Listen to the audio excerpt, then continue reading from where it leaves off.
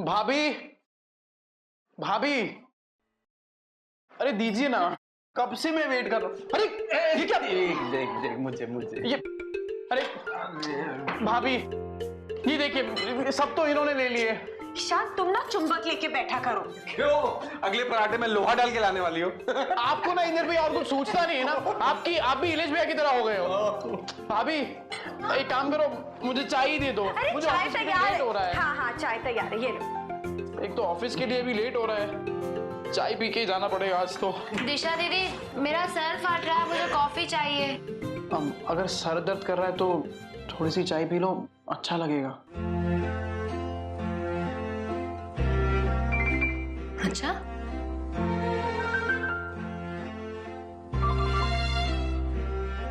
मैंने कहा किसी को देर नहीं हो रही आज।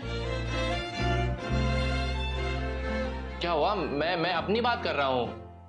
वैसे भैया आपको तो पता है मैं काम वाम कुछ करता हूँ नहीं, इसलिए लेट होने का तो सवाल ही पैदा नहीं होता। अब तो सरकार भी तुझे बेकारी भत्ता दे सकती है। Unemployment allowance. तू अप्लाई क्यों नहीं करता? क्योंकि अप्लाई करने के लिए भी काम करना पड़ता है और काम जनाब से होता नहीं है। ईशान, ये लो तुम्हारा पराठा।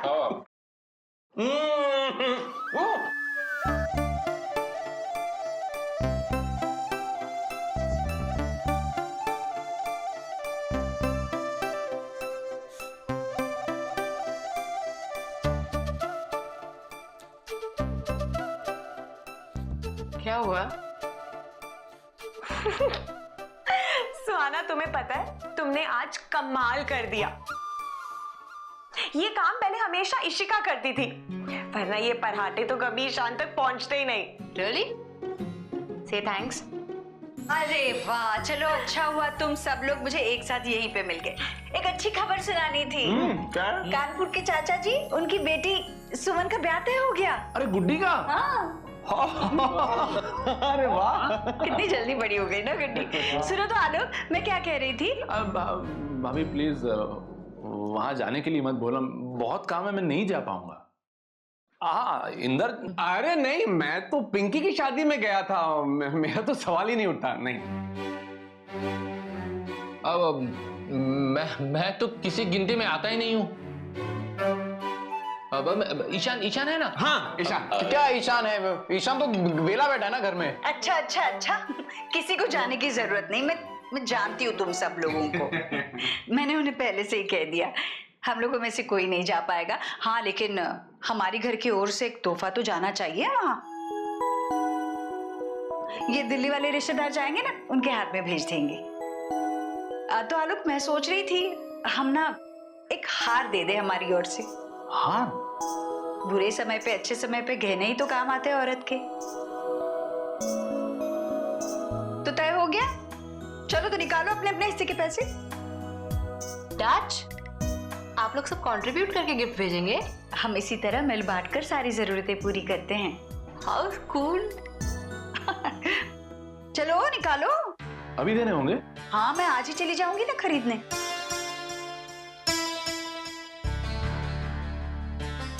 वैसे तो 8,000 मतलब 10,000 तक तो हार आ जाएगा ना? कहाँ हो आलोक, सोना कितना महंगा हो गया है। 15 तक आ जाएंगे। 15,000? 15K? हाँ इट्स टू लेस। बड़ी माँ, बहुत कम नहीं है? नहीं सुहाना, 15,000 बजट है हमारा। आ जाएगा 15,000 में, हल्का फुल्का सा हार आ जाएगा। दे दो। ओके ठीक है। हाँ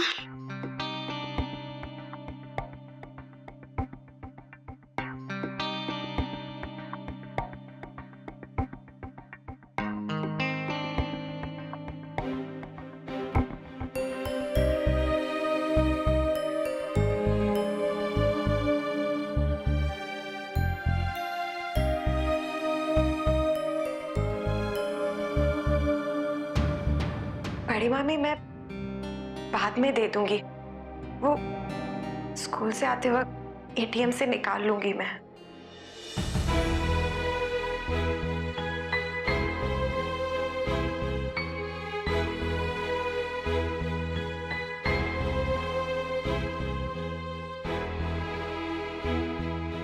नहीं नहीं, ऐसा क्या है, ठीक है वो तो हो जाएगा।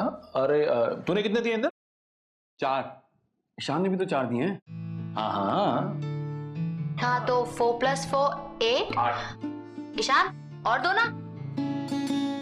अब भाभी मेरी तरफ से ये 1000 रुपये और रख लीजिए, मेरे 5 हो गए। और रानो के पास मैंने और दे रखे हैं, आप उससे ले लेना। अरे नहीं, हो गए ना, तुमने 5 दे दिए तो हो गए, मैं भी तो जोड़ूंगी ना।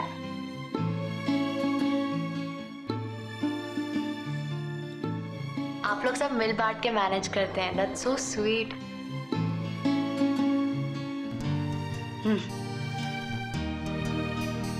निशा बेटा, नाश्ता करके जाना है।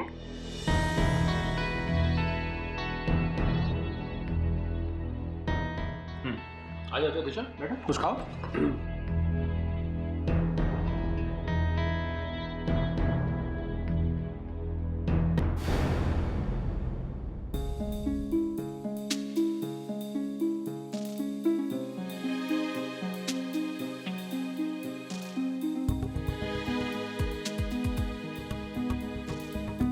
तो ब्रेकफास्ट छोड़ के चले गए। उसे स्कूल जाना ना, तो शायद उसे कुछ तैयारी करनी होगी। तो वैसे टी चाय रियली वर्क्स। मेरा सर दर्द वाकई में चला गया। चाय दिशा बहुत अच्छी बनाती है। या रियली नाइस।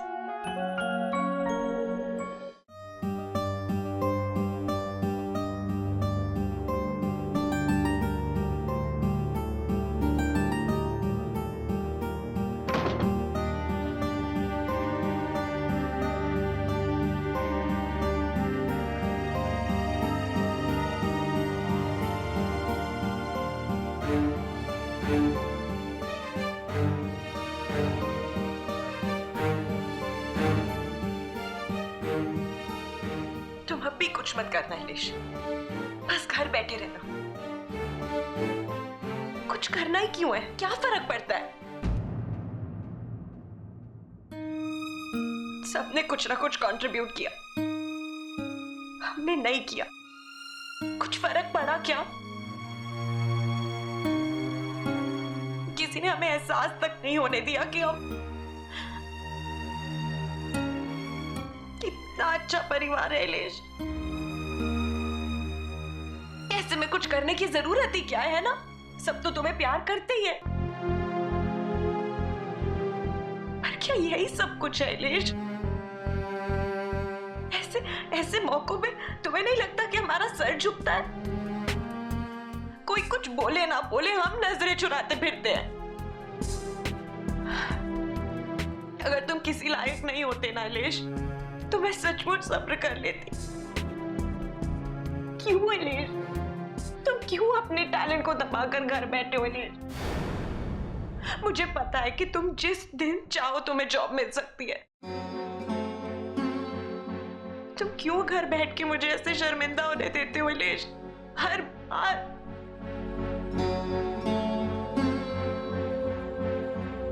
हिलेश, मैं अपने लिए नहीं, तुम्हारे लिए चाहती हूँ कि तुम कुछ करो, तुम्हारे आत्मसम्मान के लिए।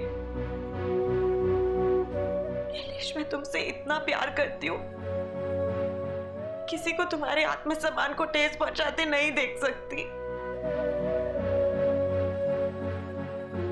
पर क्या तुम्हें अपने आत्मसम्मान की कोई फिक्र है हिलेश? हाँ, क्या तुम्हारे दिल के किसी भी कोने से आवाज नहीं आती?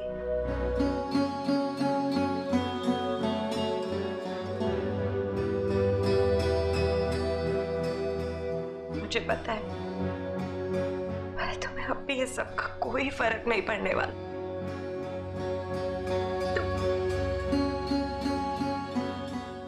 मुझे स्कूल जाती।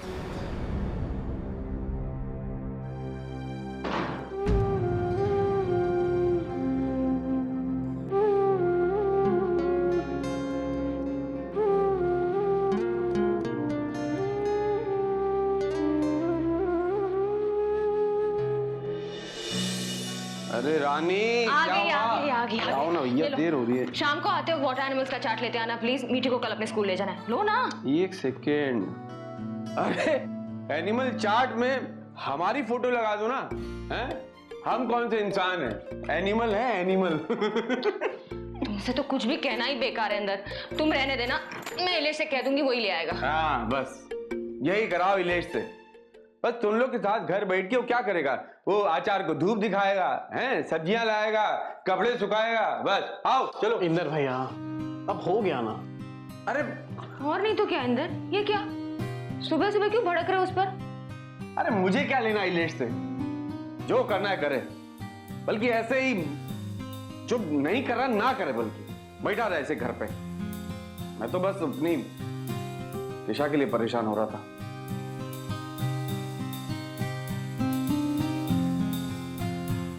इंदर, ईशान तुम्हें याद है जब हम लोग पैसे मिला रहे थे तो कैसे कैसे दिशा मायूस हो गई थी? हैं? नोटिस किया था तुमने? हाँ भैया, दिशा भाभी को इस बात से बहुत तकलीफ होती है। जब भी घर के किसी बड़े खर्चे में वो हिस्सा नहीं दे पाती ना, अंदर ही अंदर घुटती है वो। और ये बात इलेश को कौन समझाए? बस घर बैठ के बातें करा लो बड़ी बड़ी उससे। मैं टिशू के लिए जीता हूं, टिशू के लिए मरता हूं। दरअसल इसे ना प्यार का सही मतलब ही नहीं मानता। समझ में नहीं आता कि ऐसे दिशाहीन आदमी को दिशा जैसी लड़की कैसे मिलती।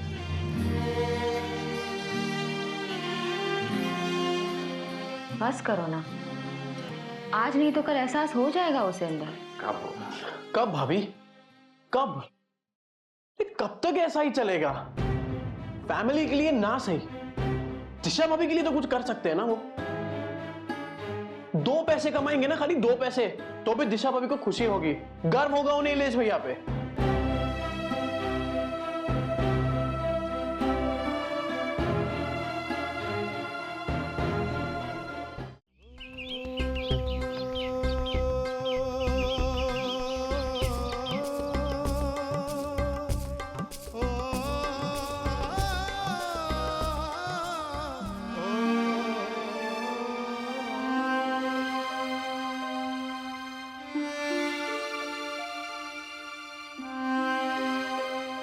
माँ जी,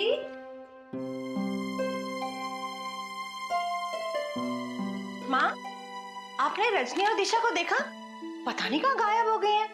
और दोपहर को इतनी गर्मी में पता नहीं कहाँ चली गई हैं। बाबूजी को भी चाय नहीं मिली होगी। और आप भी नहीं सोई ना दोपहर को?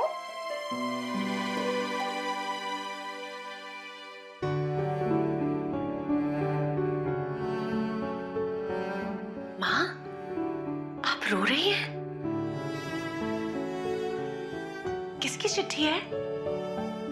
ईश्वर भैया की चिट्ठी आई है। पिछली बार आई थी ना तो सीधा आलोक के हाथ लग गई थी। राधा ने दी, पोस्टमैन उसी को दे गया था। ईश्वर भैया अभी भी हमें याद करते हैं ना?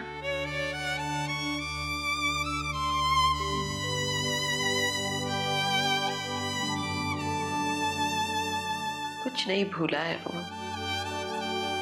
क्या लिखा है चिट्ठी में? वही हमेशा की तरह माफी मांगी और इस बार तो मुझे भी बुलाया। बोला एक बार यहाँ मेरे पास आके तो देखो। तो आप जाओगे ना उनके पास?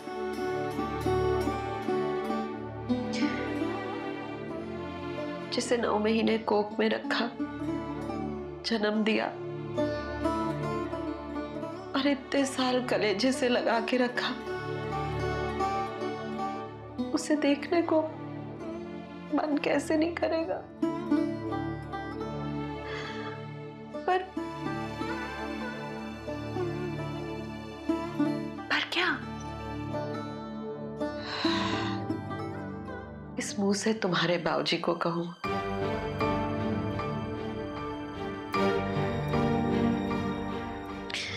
नहीं, तुम्हारे बाबूजी उसे कभी माफ नहीं करेंगे। ईश्वर ने जो किया है वो माफ करने लायक नहीं।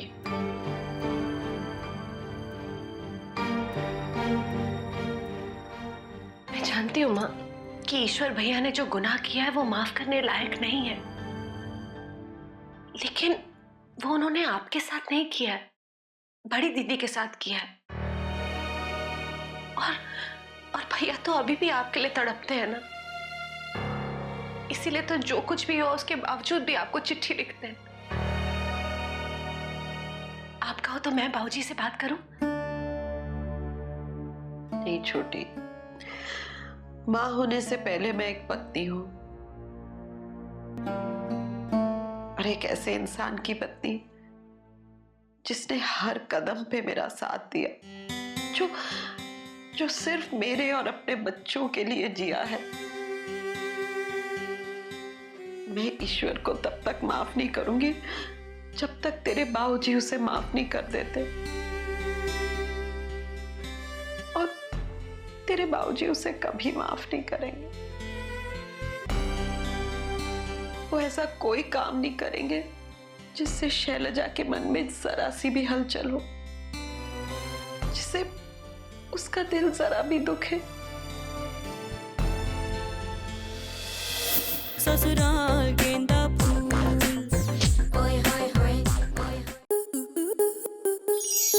आपके मनोरंजन पर अब नहीं लगेगा कोई ब्रेक। स्टार प्लस के बेहतरीन शोज देखने के लिए लाइक, शेयर और सब्सक्राइब करें स्टार प्लस यूट्यूब पेज को।